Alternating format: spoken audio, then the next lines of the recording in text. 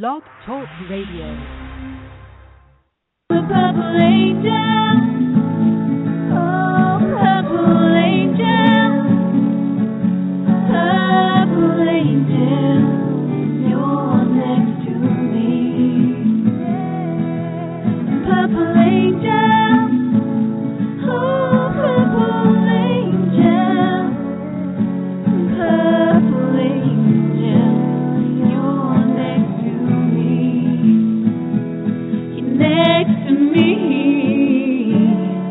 You're next to me.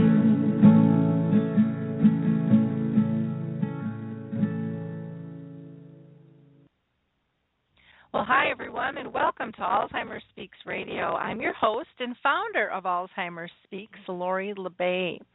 And the reason I founded Alzheimer Speaks was due to my own personal journey with my mother of 30 years riding the roller coaster with Alzheimer's disease and various symptoms of dementia. You see, Alzheimer Speaks is an advocacy-based company providing multiple platforms to shift our dementia care culture from crisis to comfort around the world. And we believe that by joining forces and just having these everyday conversations that we do on Alzheimer Speaks, that we are going to be able to remove the stigmas and the fear attached to this disease. So many people get so isolated and feel so alone. Together, we can really make a difference. We can change lives by just talking. At our core, we believe that collaboration is the only way that we're going to win this battle. It's a huge one, and it's coming at us at a fierce rate. I know we're making a difference, and the way we're making the difference is because all of our listeners are taking on the responsibility to share information.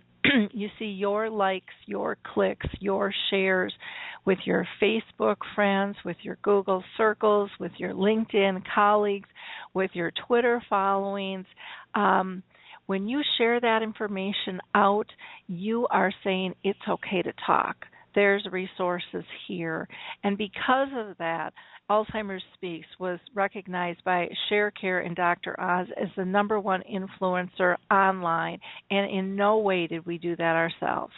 That was a team effort. This is a team sport we're in, and I'm so honored to be working with all of you, to be part of your family in terms of making a difference. So again, I thank you for your clicks and likes. If you haven't done so, I would appreciate it if you'd like this show and share it with those you know, because we never know who out there needs the information.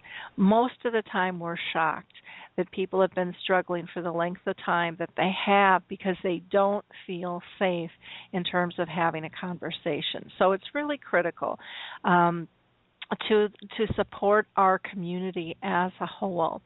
Now, before I introduce our guest today, I always like to give a little shout out to organizations that I think are just doing phenomenal work. And the first one I want to mention is the Purple Angel Project. This was started by Norms McNamara and Jane Moore over in the UK, and it has expanded around the world. This is a real simple program that anybody can be part of. Again, it's called the Purple Angel Project, and all it is a symbol for dementia. Purple Angel with a globe. You can go to alzheimerspeaks.com, click on our About page, and there you'll see a tab for the Purple Angel. All you have to do is read a short little poster that gives you some basic information that Norms, who he himself is living with dementia, designed, and then you're free to use this symbol. We want this symbol to be as well known and as accepted as the pink ribbon for breast cancer, and there's absolutely no reason we cannot be that force. If you are looking for an Alzheimer's Association anywhere in the world, I suggest you go to the Alzheimer's Disease International site. Again, that's ADI, or Alzheimer's Disease International.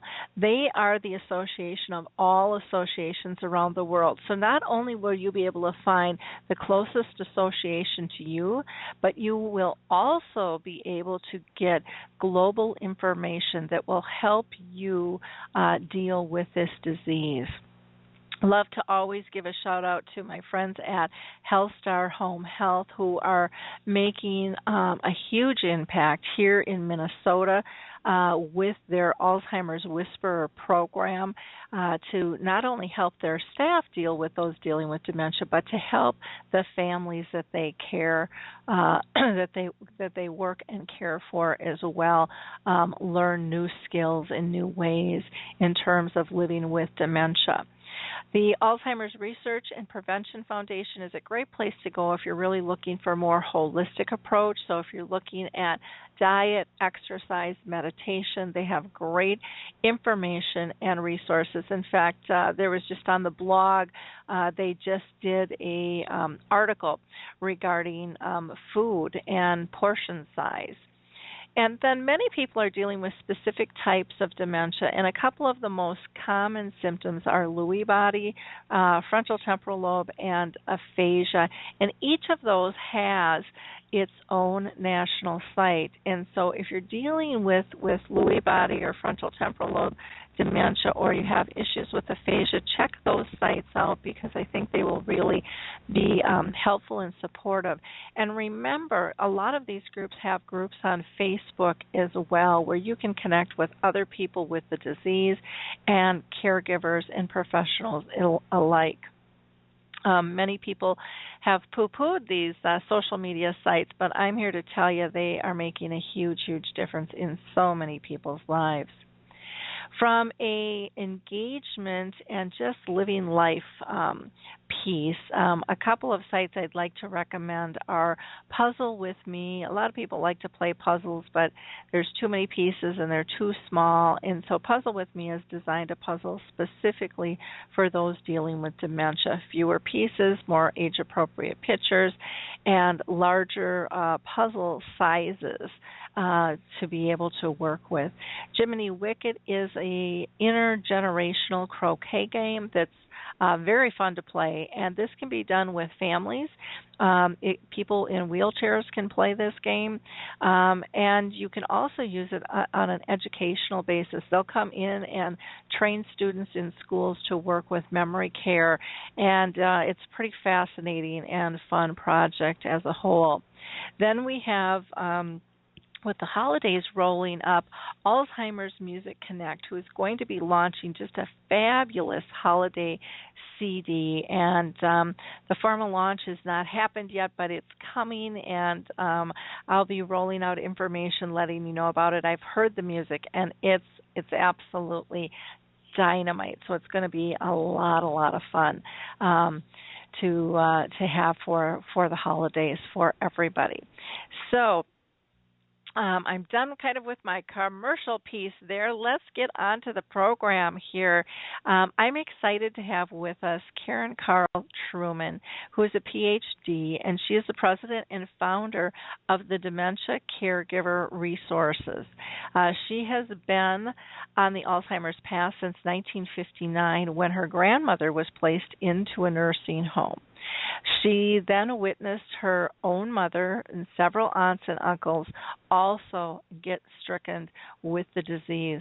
She has been a presenter for professional attendees at national conferences regarding kind of the specifics of dementia as a whole, and she has won the North American Mature Publishers Association Award for her monthly column called The Caregiver's Path. She has a wonderful book out called The Dementia Caregivers Little Book of Hope that has recently been added to the Alzheimer's and Dementia Resource book list for the National Institute of Health. And Dr. Truman currently co-authors dementia-specific training manuals for national corporations, writes mandatory curriculum, and conducts long-term care staff training. She facilitates ongoing support groups, and she creates and moderates expert panels at various symposiums. So this is a woman who really understands this disease from the inside out. So welcome, Dr. Truman. How are you doing today? Wow, thank you. That was a great introduction. I appreciate that so much. It's a beautiful day here in Florida. That's what I love. So thank you, and I'm just so excited to be be with you on this show today. Thank you. Well, I'm excited to have you here because your mission and your passion is to educate and support and provide resources to not only family but professional caregivers in a really compassionate and kind-hearted manner. And that so aligns with who I am and what I do and why I do it. I didn't have as many people in my family stricken with the disease as you have. I had my mom and possibly my grandma. We're not really sure on that one. I always thought, my mom said she kind of went crazy at the end, and I always thought it was the morphine from the cancer. But, I was young, and I probably didn't know all the details, with that. So, it's hard to say. Do you worry, Dr. Truman, about getting the disease yourself? I know that that's something that a lot of people, it's in the back of their mind once somebody in their family has it. It's like, what about me? Am I going to be next? Right, and that's a really, really important question, Lori. A lot of my family members ask me that same question because they're worried about it for themselves. But my husband and I actually created one of the chapters in our book on prevention, and we've followed some very good guidelines. And I think that by keeping so active mentally and physically, emotionally, we keep on top of our game, and I think that really makes a difference. We've heard from so many of our caregivers that when the loved one has to be placed in a facility, and then they spend most of their days there, if you will, and then they really go down from there, and then as soon as the loved one passes away, then they get it, or they get something, some other kind of illness, or they fall and they break something, and it's kind of the end. And I think that we need to make sure that they're breathing new life into a new chapter in their life, and I think that's a really important message. So eating your blueberries and doing that, sleeping enough and getting your proper socialization is huge. A lot of people isolate themselves, and you can't do that. You just need to reach out like we're doing right now. We're trying to reach levels. Are you there? I'm here, yes. You're not hearing me? Oh, it just cut out for a second there. So I'm sorry. Okay. If you can talk about the reaching out again, that would be great. I think that what we're doing right now is reaching out you're reaching out to all of your listeners. My goodness, you have a beautiful message to relay, and I think that people need to get out to these support groups. I have facilitated over 2,000 support groups since 1993, and it's a huge part of my life and who I am, and people flock to my groups, and it's amazing what we share and how much we learn from one another. And people listening in the groups need to hear it from another caregiver who is their peer. Somebody who's a nurse might know the information, but they can't relate it in the same way because another caregiver, we're walking the same path, we're walking in the same shoes, whereas a professional isn't in the same kind of shoes. So does that make sense? Oh, that makes a ton of sense, and I think that's one of the reasons, like, the memory cafes are so effective, because it's building community. It's finding those like-minded people who understand, who accept, who want to help. No, they can't always fix it, but they can be supportive and can just talk and express everyday emotions. And I think sometimes that's what's missing with not all professionals, but I think with a lot of them, it is just academic information that's dispensed, kind of like a pill dispenser. And people need that hug. If it's a verbal or a physical hug, they need to know that somebody truly, truly gets it. And not everybody has that skill, to be able to understand that. And, I've been at conferences, and one stands out that kind of explains this and kind of shines a light on it. And I was speaking, and there was a man at one of the front tables, and he was probably, I don't know, around 50, and he just broke down sobbing as I talked. And, I was speaking on dementia. And so afterwards he came up and he said, "I am so sorry." A friend actually ran out to the bathroom, grabbed a roll of toilet paper, and came back for him. He was just beside himself, and he said, "I am so sorry." He said, "I've been in this business for 21 years. I've always given advice." He said, "and I always thought I was good at my job."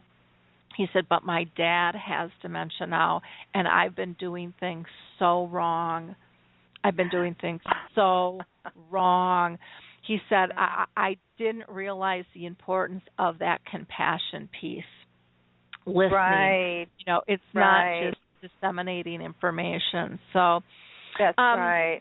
That's right. So it's interesting. I'm sure you've got a ton of stories like that too. But let's go and let's do a little backtracking here. I know you've done some investigation in terms of just the history of dementia, and that's not something that we talk about a whole heck of a lot. So can you give us a little bit, our audience, a little bit about the history of dementia?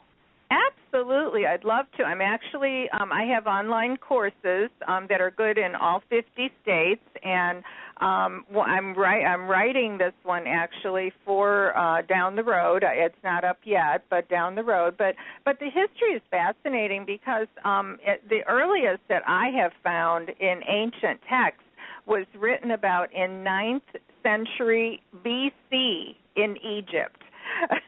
And I'm like, wow, so they were really writing about it a long time ago. The other part of it, that I'm just going to do some highlights here because there's so much, but Bedlam. We've all heard the term Bedlam. There's Bedlam. Yep. Woohoo! Yeah, and Bethlem, Bethlem Royal Hospital is the original what they called Bedlam, and Shakespeare wrote about that in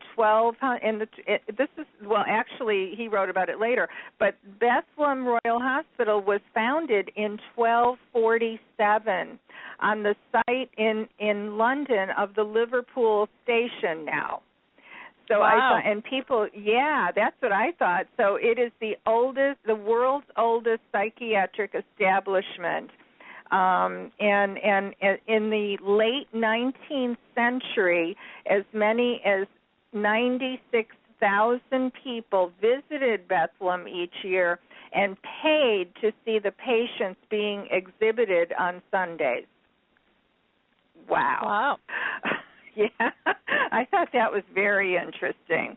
So they were a curiosity, if you will. Okay, and then in the 1600s, in English colonists in the Massachusetts, Connecticut, New York area, they called this disease that disorder, or St. Vitus dance, and that was the Huntington's. They believe now that some of the Salem witches actually had Huntington's disease, which caused them to act so bizarre. Oh. So I thought that was pretty interesting. There is, I'm going to go over some of these. We're not going to go through all this, but Parkinson's, my mother-in-law actually has Parkinson's now, and to get it diagnosed was something else, but we finally did, and it's a very interesting disorder, to say the least. But Dr. James Parkinson wrote an essay in, I believe it was, in 1817. I mean, that was a while ago. And Dr. Down, did you know what Down syndrome?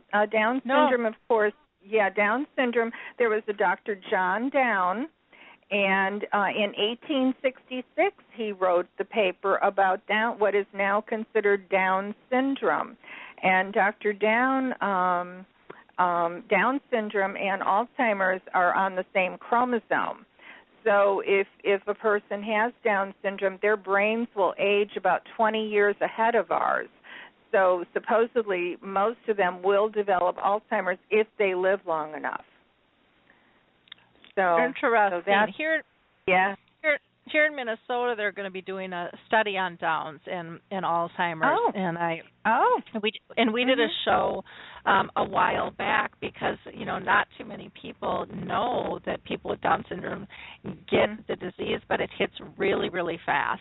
And it kind of takes staff for a loop. And so I'm really excited that they're going to be doing this study here through the Alzheimer's Research Foundation at Regents Hospital. So interesting, all of those little words and terms that we didn't know where they came from. That's right. And Dr. Lewy, of course, you talked about Lewy body, and that is really the second most common form of dementia nowadays. It is number 2. It's right. Alzheimer's is number 1. Lewy body is number 2, and most of our doctors don't have a clue about it, unfortunately. So the education of that is huge. I have had a lot of people had to have their loved ones Baker acted, which down here in Florida means that they had to be evaluated and sent out because they were acting out and they were a danger to themselves or to someone else. And a lot of them were diagnosed after death with the brain bank program with Lewy body. And when they give them the psychiatric drugs that they give them in the hospitals under observation, those are actually contraindicated for them. Yes. So it's a very, and I've had way too many that have, because they weren't properly diagnosed, that they were sent out to the hospital, they were given the psychiatric drugs, it shuts down their entire system, and they die. Really? And they die usually within a month. It's very, very fast. Yeah. So my message is always get a proper diagnosis. What would you want done if it was you?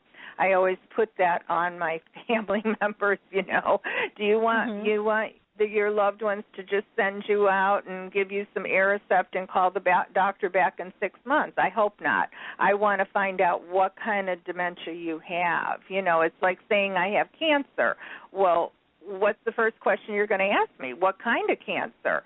So I always say, you can't just say I have dementia because it's what kind of dementia. They're all treated differently. So, that's my mission in life, to make that clear. Well, that's wonderful. That's wonderful.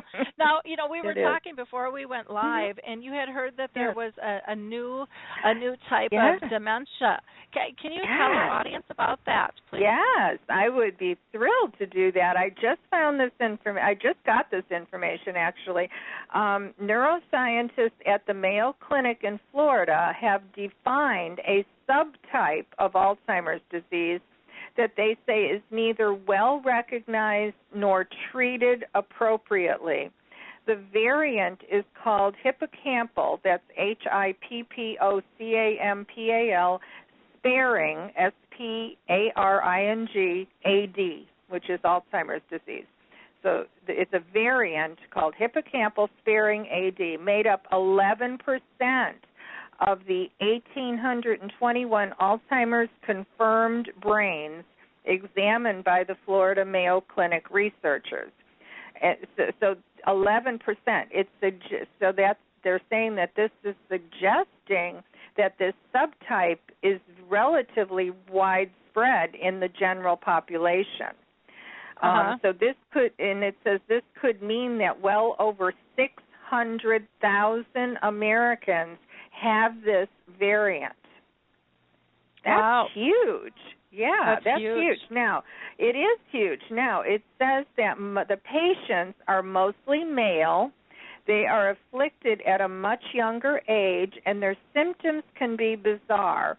They have this behavioral problems such as frequent and sometimes profane, angry outbursts, feelings that their limbs do not belong to them and are controlled by an alien, unidentifiable force, or visual disturbances. And they really decline at a much faster rate than most people with the common form of Alzheimer's. So, but their memories are normal. That's the key. They have memories that are near normal. So clinicians are often misdiagnosing them with a variety of conditions that are not really correct. So they're being misdiagnosed big time. So I thought, isn't this interesting? Well, and I could see that happening really easily. Yes. You know, with that, with the types of symptoms, how that could be so confusing with everything. That's right. Mm-hmm. Wow. Mm-hmm. Yeah, that's what I said too. I said, wow. It says many of these patients are diagnosed with frontotemporal dementia, a disorder characterized by changes in personality and social behavior, and they're characterized by movement disorders and cognitive dysfunction. And language dysfunction is also more common too. So they're saying that it's saying also that the patients, they have new evidence that suggests that the drugs that are now on the market could work in these patients. So, you know, that's a really important thing. So, you know, my message, again, is get a proper diagnosis. You know, go to a memory disorder clinic. I'm sure, I mean, you have Mayo Clinic in Minneapolis, in Minnesota. I mean, I've been to that one. I've been to the one down here. They're marvelous institutions, and they're full of information that you might not get anywhere else, you know. So we have 13 memory disorder clinics right here in Florida, and they're all over the world. So, you know, I always tell people, you know, make sure you get to a memory disorder clinic. I don't care if you're in Germany or in France or in the United States. There's one near you. Yeah. You know. Yeah. So, yeah. There really is, and you know, especially nowadays, and they're working together much better than they used to as well, which is nice. That is good. Yes. Very good. Oh. But we still have a long ways to go. But it's you know, I've seen a lot more cooperation than I have in the past. Sure. You know, between clinics and things. So wonderful. Yes. Well, why don't we talk a little bit about you know, the feelings that people have with this disease. You know, both as a patient and as a caregiver, I know the sadness sometimes can be overwhelming. Can you speak to that a little bit?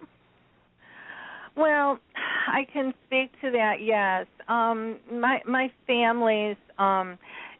They're very, very frustrated. They're very confused. You know, they come into the group, and sometimes all they do is cry, just like your gentleman that came to your talk. You know, and I had one man who was a New York City detective, and they retired here to Florida, and for the first 2 years of him attending the support group, all he could do was sit there and cry. That's what he did. He listened. He listened to everything that was being said, but he would have the, he would constantly, every meeting he would cry, but he attended every meeting. He never missed. He still doesn't miss, even though his wife passed a few months ago. He still doesn't miss, and now he is so good with other folks. He has made it his mission to go visit people when they're sick or when they need a little shoulder, or he knows he doesn't have a lot of answers, but he knows what he's been through. And that's what I think bringing the community together is so important to do. My families have, we've gone on cruises together. We've gone to see Dr. Peter Rabins. Last year we all went to Orlando. We saw Naomi Feil, wrote the book on the validation theory. She was amazing. She's 80-something years old, and she does these all-day seminars. She was just amazing. I've taken groups for 20 years. We've been to Las Vegas. We've been to St. Augustine. We do things together as a group, and it's fun, and we learn, and we have special seminars, and I put together symposiums, and people. The education piece is key. Education and knowing there's another one out there that's just like you. There's actually thousands of you out there. Your journey is a little bit different, but they're all very similar. And we need each other on this journey. So, that's my message, to just keep finding each other, keep going to things. You'll click with certain things, and certain things you're going to say, what the heck did I do that for? But you got to keep going out there and finding it, finding the information, because I think it's so important. And eventually some of this is really going to make an impact, and then you're going to share that with your family members that need to hear it. In Dear Abby this morning, I know that a lot of people, it's a national thing, and it's age. The title is Aging Caregiver Must Find Respite Time for Herself, because it's literally killing her. And I know that the promise, a lot of our caregivers have made the promise, but that was when they were young and healthy. You're still the primary caregiver if you put your loved ones in a facility, but at least you're going to take care. They wouldn't want you to wear out before they do. They wouldn't want that. So I always make sure that people understand that. Does that help a little bit? Yeah, and I think even just the phrase of wearing out, because you hear how many caregivers, get very ill or die. And again, it's not as a scare tactic. It's a reality, out there. And people have to understand the reality of caring for somebody and having that balance and living as well as we can with the disease, within our own limitations. And I know when I was caring for my mom, I didn't think I had any limitations. And then, I just about had a nervous breakdown between caring for her, my dad, my child, my house, volunteered, worked full time. I mean, I gave up nothing. I just kept adding and adding and adding. And sometimes you have to step back and go, okay, really, Superman is a cartoon character. Yes. And we don't even realize it because we want to do so much out of love, but you have to have balance, and you have to care for yourself. And I thank my girlfriends a zillion times over for literally, I think saving my life, because they didn't give up on me. And, I wouldn't even take the time to meet them for coffee. And then the day I did, I told them I'd give them 10 minutes or 15 minutes, was a big gift to them or something, and then I stayed for 2 hours because I was so structured on my time. And I didn't realize how depleted I had gotten until I met with them. And then every week for 2 hours we'd meet for coffee, and that just filled me and just allowed me to care better.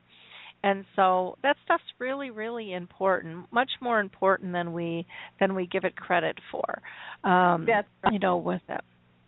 So if someone is interested in keeping their loved one at home, what kinds of resources would you recommend? Oh, boy.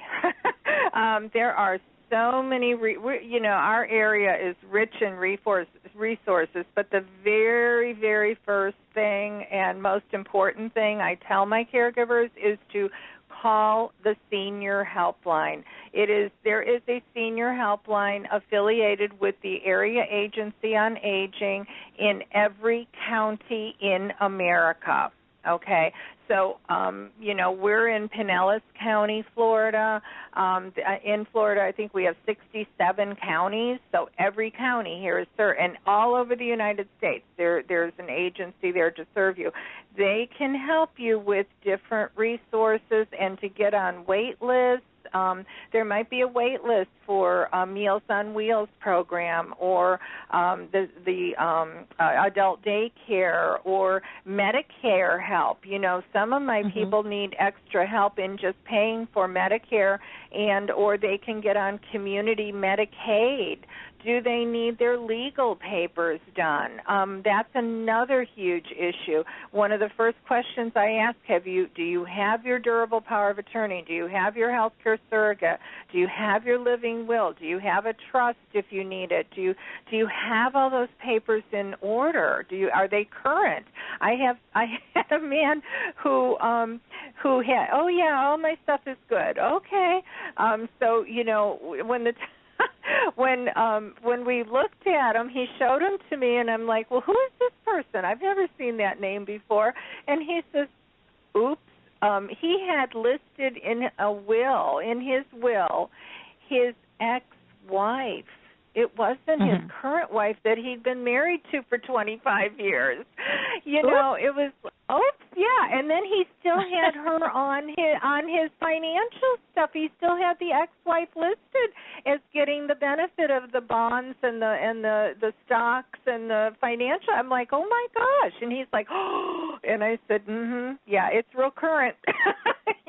Well, and it's very, very common because people are so opposed to dealing with these things. Once they've done it, they think it's done forever. Yeah.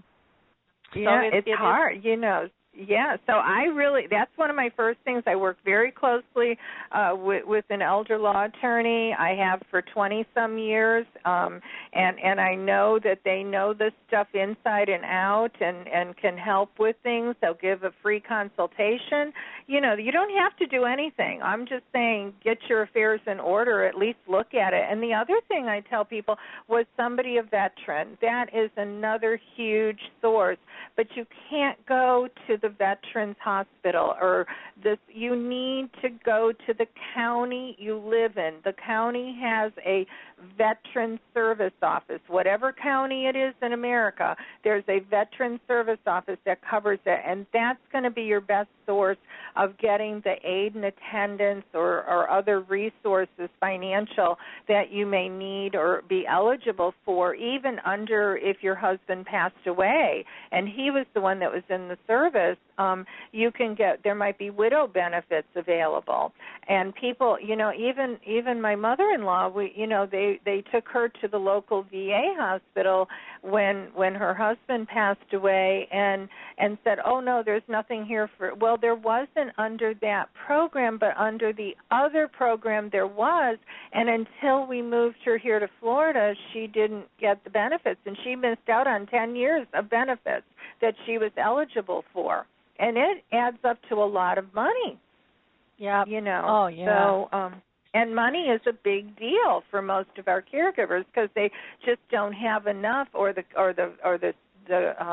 children are struggling with their own. We're the sandwich generation, like you, and we're just struggling with our own, making sure we have enough for everybody, or saving for your children's college funds, or whatever it is. I just read a statistic in the paper the other day that the average adult child caregiver puts out over $5,000 a year toward their elderly parents' care. And that's outside of a nursing. I mean, that's just in general, taking them to the doctor, taking time off of work, putting gas in the car, going out to eat. It's just those kind of things that really add up. So, very, very important to get those things addressed with the senior helpline. So that's what I would start doing with the Area Agency on Aging. That would be my first call. Okay. Okay. Well, wonderful. That's all great information. And, it's so confusing because there's so many places to tap into. You just don't even know where to start. And it gets so overwhelming. Your book is just loaded with such great information. It's really a nice. I haven't brought this to my memory cafe yet, and I know I won't get it back. It's gonna make the rounds. But it's her book is called The Dementia Caregivers Little Book of Hope, and it's Hope Help Heart and Light Grow Love, a guide for the pathless path.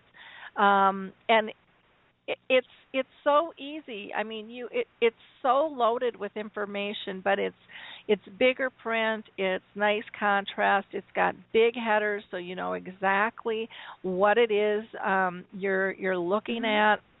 And you've touched from high to low in this in terms of the disease. So it really is something that I recommend people get. I think you're going to be amazed at the information from, what is the disease, what can you expect, different symptoms, and then the resources, safety and hidden dangers. You just talk about getting knives out of the way and unplugging appliances and making sure the water heater's thermostat is set low, and checking on the food and the garbage disposals and medications. I mean, it's just all these simple little things that you just wouldn't know to do.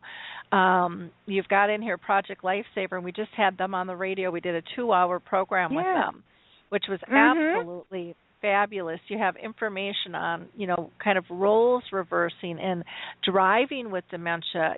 When should I stop driving? Why don't you talk a little bit about that, driving with dementia, if you don't mind?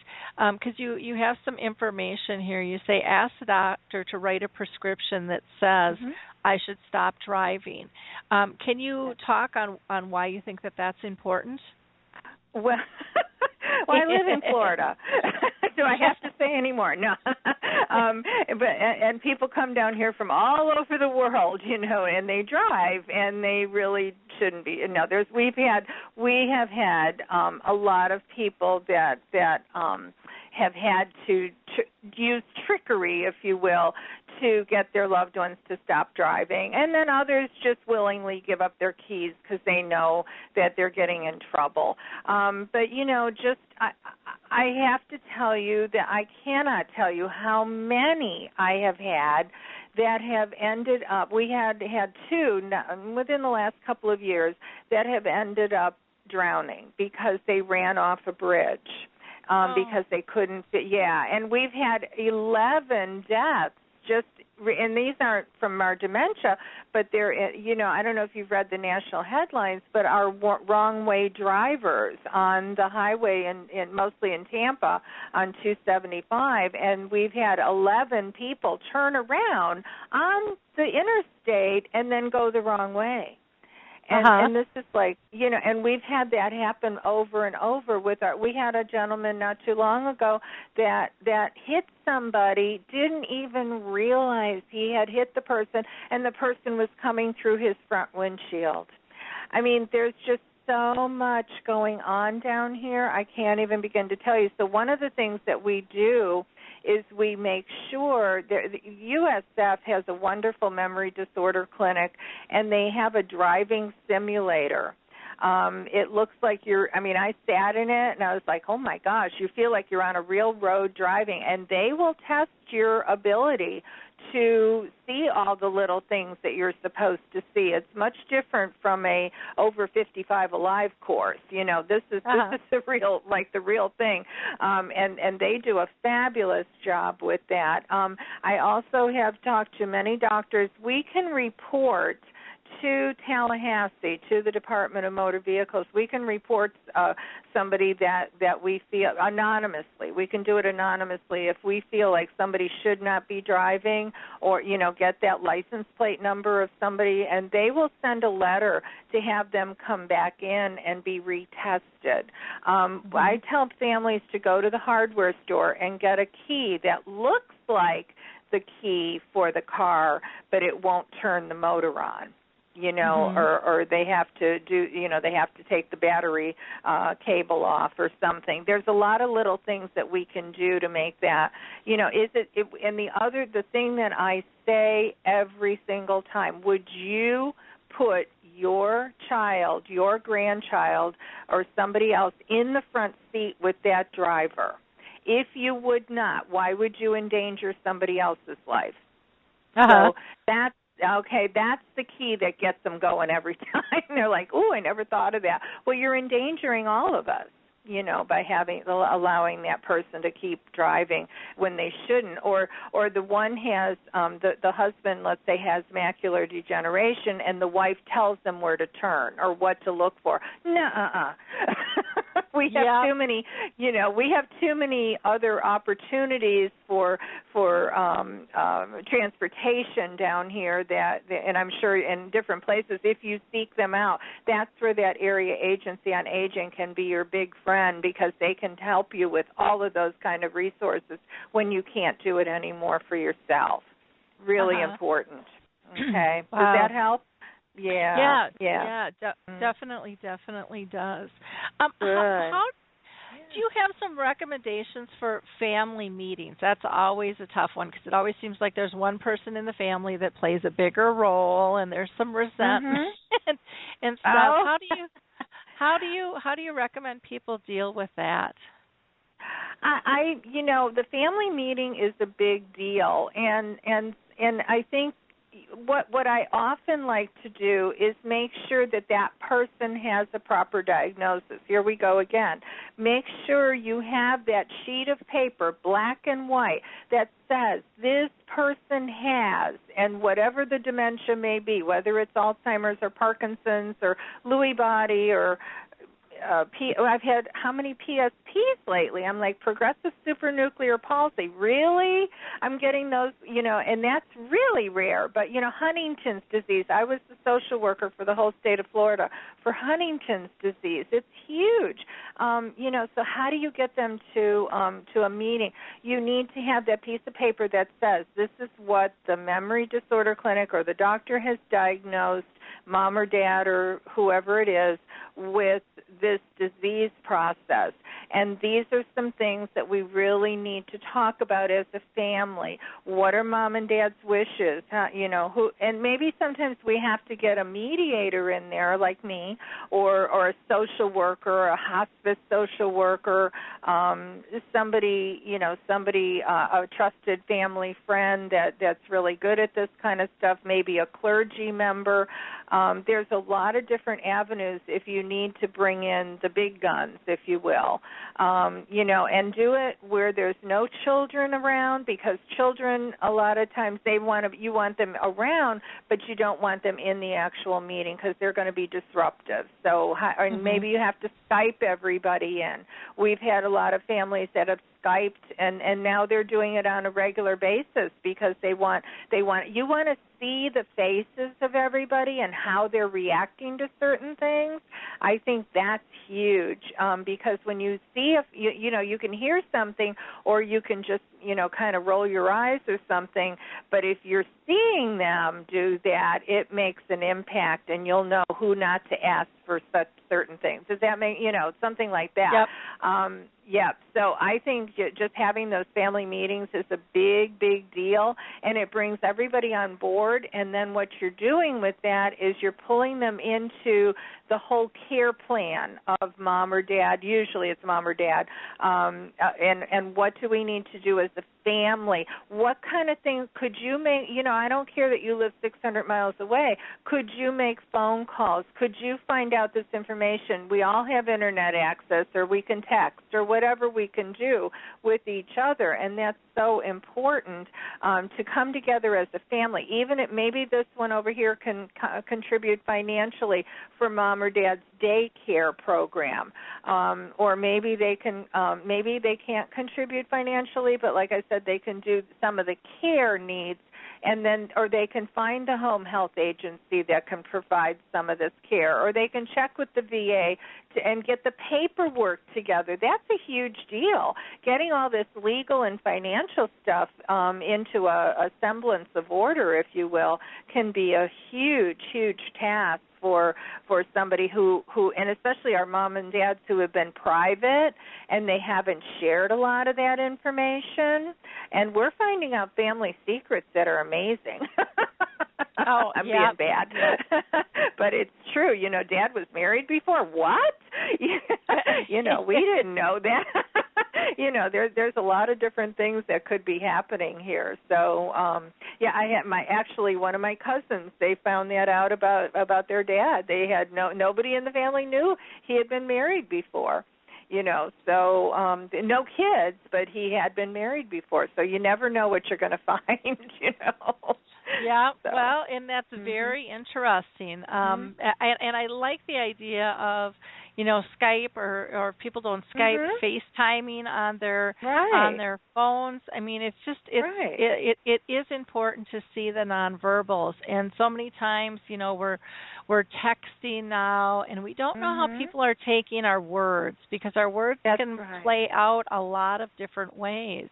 And so I think it's very important, and that's something that you learn in working with dementia is how much communication is really nonverbal, and how you're still able to interact with people and know their needs because you're paying attention in a different fashion. That's right. We just take it for granted so much. It's kind of. It kind of amazes me. Well, this has been fascinating. You're just loaded with information. I ain't done. I have a lot more to offer, but I know we don't have a lot of time. So, I'm more than happy to talk to you about whatever. And we just are touching on some things, So, I just enjoyed this hour so much, Lori. I can't tell you. Thank you. Well, it's been very fun. One of the things people struggle with is how to pay for things. Can you touch on, Medicare and Medicaid and all those wonderful terms? Yeah, well, that's why I recommend that they go and see an elder law attorney, and it has to be elder law. There are elder law attorneys all over the country. Again, it's a specialized law type, and people get in trouble. I just wrote a little blurb in my monthly newsletter about how people are getting into trouble because they're confusing tax laws like the IRS tax laws and Medicaid rules, and they're making uninformed financial decisions based on tax laws, like gifting. Like if they're gifting $5,000 or $10,000 a year to a family member, well, that disqualifies them for a certain period under Medicaid rules. Most of the here in Florida, anyway. I don't know about other places, but it probably does. So you have to know the laws, and they're going to find possibly hidden dollars that you didn't know you could use or access or would be available to you based on your circumstances.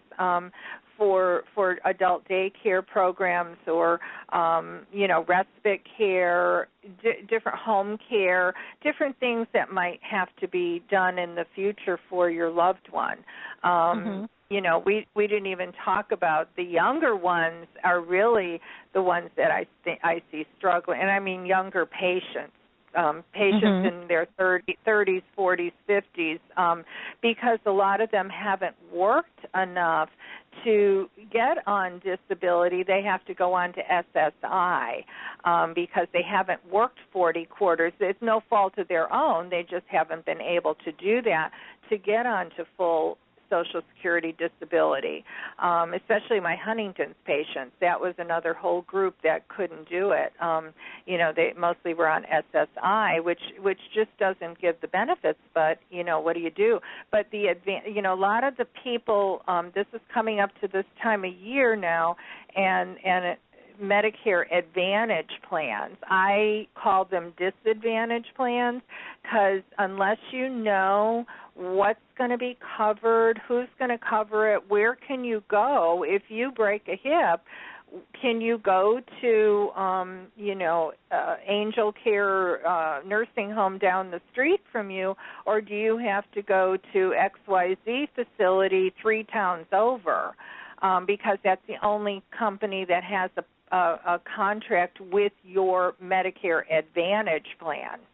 Mm-hmm. There's a lot of issues with those that we see every single year. People get in trouble. How much are your co-pays every day? My friend is right now in a rehab. Her co-pays, she's 67 years old, okay? She is on a Medicare Advantage program. Her co-pays were over $300 per day for the rehab because that's what, yeah. So she's going into medical bankruptcy. So you have to know, and they won't, a lot of times not only will they not tell you, but they don't even know because the program changes so often. I had another lady who was on I can't remember the name of the drug, but she was on some drug, and she had to go like every 2 weeks to her doctor at a big clinic. It was a big medical clinic, and she had been doing this for 10 years. And all of a sudden, in July, this isn't even within the January to December program. This is in the middle of July, and the contract with the Medicare Advantage just decided to change out the whole terms of the contract, and they dropped that entire clinic. So now people that have been going there for 10 years could no longer see those doctors, and they had to scramble to find all new doctors that were going to understand this. I think it was the Coumadin clinic. That's what it was. And they had and it was like, really? Yeah.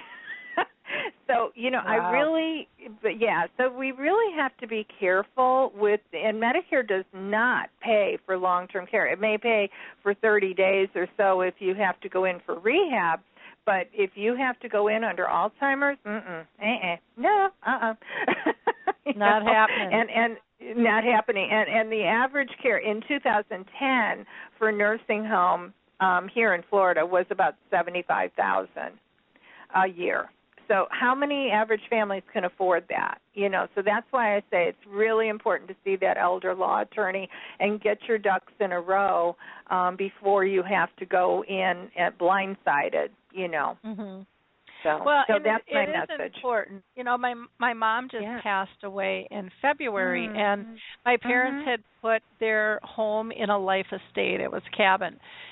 And, I was in real estate, and real estate law is that a life estate, disintegrates once somebody dies. Right. But not according to the county here. Mm-hmm. And so my parents had done their paperwork enough in advance. But if it would have been 2 years later, that wouldn't have made any difference at all because the county would have fought for it. And so it was really interesting because I always thought laws work together, not being opposing. And I was shocked at that. I was like, really? How can one override the other without the other one being changed, and people being notified? I was kind of dumbfounded on that, but I was like, really, but the county's equation had her living to 130, and she inherited. It was just like, really, point out one person who's lived to 130, and it's going to be my mom. Right. Well, I know we're getting very short. I want to say Thank you so much again. And I want to say, why do I have flamingos on everything I do, especially the cover of my book? And the reason is because flamingos, you almost always see them standing on one foot. And the reason they stand on one foot is to conserve their energy. So I want all of your caregivers to start conserving their energy because they're going to need it, and that's what a flamingo does. So I'm a pink flamingo. I can't help it. Okay. Just letting you know. Well, what is the best way for people to be able to contact you? Our website is probably good, and they can certainly email me. I prefer the calls not to come in because it just gets crazy with different time zones, and we're out doing groups so often and training. So I prefer if they want to email me, it's Dr. Karen, DrKaren at bookofhope.us, like United States. Mm-hmm. Or our website is dementiacaregiverresources.org. Okay, wonderful. Well, I thank you so much for spending this hour with us. It's really been a privilege to talk with you. You are loaded with information, and I would encourage people to go pick up the book, The Dementia Caregivers Little Book of Hope. Now, is this on Amazon, or do they just get this through your Yes, it is on website? Amazon. It is on Amazon, but it's also, and we have a Kindle version there, and also they can certainly order it through our website. So they can do it any way they want, and we'll enclose some other information. Like we have a monthly newsletter. If they want to get on that, we're more than happy to add them to our e-list, and that's a free service. So there's absolutely. I put out a monthly newsletter, and I just put one out, and I have couple of very interesting things. I'll send it to you, and then you can put it out there however you need to. Okay. Okay. Sounds like a plan. Right. Well, thank you so much for being with us today. I appreciate it, Dr. Truman. You're welcome, Lori. Okay, thanks. Bye-bye. Thank you. Bye now. Wanted to just let people know that we can do kind of an open mic. If there's anybody out there that has any questions or comments, you can type into the chat box, or you can call in live to the show at 714-364-4757. Again, that's 714-364-4757. If you didn't catch our last radio show, Keeping Safe in Today's World, about Project Lifesaver, it was a 2-hour special, and it was pretty amazing. I would highly encourage you to go to our archives and listen to that show. Project Lifesaver is really doing some cool things, and it's an incredible resource and a great way to keep your loved one with dementia safe. I also wanted to just highlight our last Dementia Chats recording that was done on the 23rd. We discussed what makes a website dementia-friendly. And again, the people are experts talking about that have dementia. So they gave some good tips out for that. And then we touched on service dogs as well. Our next Dementia Chats is regularly scheduled for the 14th, and I'm not sure, I know the 14th won't work due to my travel schedule, so I'm trying to get a hold of our team to coordinate either another date to do that, or we just might do a replay, but I will keep you posted on that. If you have a product, service, or tool that could help somebody who's dealing with dementia, either someone who's diagnosed or caring for them, I would recommend that you become part of our resource directory. It's free. I'd be glad to send you information, step-by-step instructions if you'd like to do that. Otherwise, you can go up to partnering options, which is a big gold button in the header of our Alzheimer's Speaks website, and just you can enter the resource directory, but you'll have to become a member first, and then from then forward you can just go through members only on that. But it's a very simple process. Or just click on the contact button and email me saying that you'd like directions how to do that. So on the blog here, we had some information about proof the public wants to know about memory screenings. A lot of people are apprehensive of doing memory screenings, and there's a nice article on that. I also did an article called Loss Repeated, and this last week was a little hard on us. On Friday, we lost one of our family pets, and it's, with losing my mom earlier this year, and then with losing Mr. Mario, it was very, very tough on the family, and just noted some of the similarities and some of the differences between the two, but the importance of each passing. And I think it's important to process that grief. So if you know of a pet lover, it might be one of those to just pass along to them in remembrance. Our intern, Michelle, did an article called A Place of Comfort. And then we also had an article done by the Alzheimer's Research and Prevention Foundation. And theirs was on health food, and talked about smaller portions, and just was really about eating well, and was a wonderful article, one that I think that you will definitely appreciate reading. And let's see, I think I also we'll be posting some more videos of Greg O'Brien, who is a journalist who has been diagnosed with dementia.